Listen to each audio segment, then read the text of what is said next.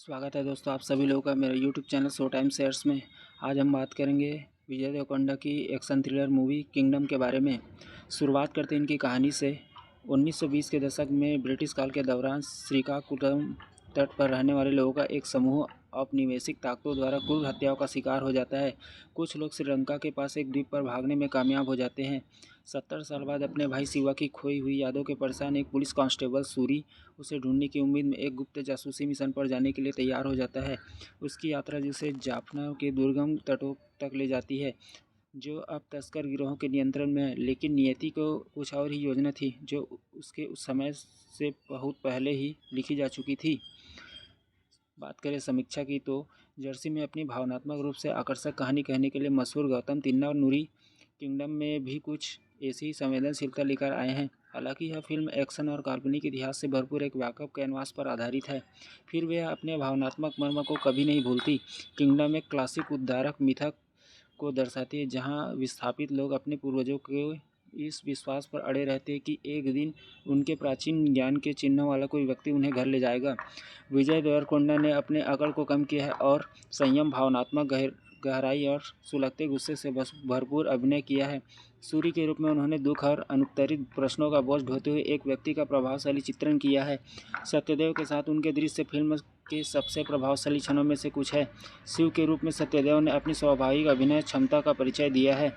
भाग्यश्री बोरसे ने मधु के रूप में एक ईमानदार प्रयास किया है, हालांकि उनके चरित्र और मजबूत प्रेरणाओं से और बल मिल सकता था। खलनायक मुरुगन के रूप में वेंकटेश बीपी ने दर्शकों का दिल जीत लिया है। वे करिश्मा, गहनता और शांत खतरनाक अंदाज में एक मजबूत कहानी के संतुलन का काम करते हैं।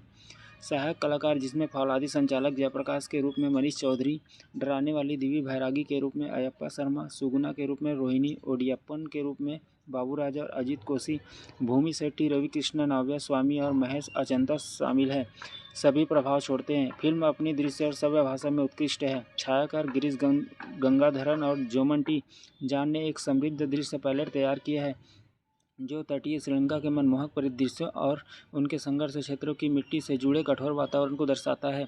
नवीन नूली का संपादन कथा के सुसंगत और गतिशील बनाए रखता है। अनिरुद्ध रविचंद्रन का पार्श्व संगीत मुख्य भावनात्मक क्षणों को उभारते हुए अवसर के अनुरूप, और हालांकि देवरा और वेट्टियान उनकी पिछली रचनाओं की झलक अभी भी मौजूद है। किंगडम में एक्शन ज़्यादा नहीं है, बल्कि यह कार्यात्मक और बेहतरीन कोरियोग्राफ्ड है, जो कहानी के भावनात्मक पहलुओं को बखूबी दर्शाता है। फिल्म की खासियत यह है कि कैसे शारीरिक टकराव और संघर्ष व्यक्तिगत फैसलों पर आधारित है और मंचन में परिपक्वता है। चाहे वह सूरी हो या शिवा, कोई निर्णायक फैसला ले रहे हो, टिन्ना नूरी का स्वर पर नियंत्रण यह सुनिश्चित करता है कि कहानी कभी भी नाटकीयता या तमाशे में न बदल जाए।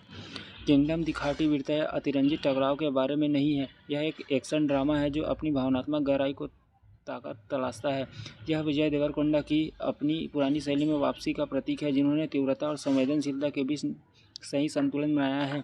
यह भावनात्मक अखंडता और दृश्यात्मक आकर्षण के भरपूर एक बेहतरीन एक्शन ड्रामा है। छोटी छोटी बातों को छोड़ दे तो किंगडम एक प्रभावशाली सिनेमाई अनुभव प्रदान करता है।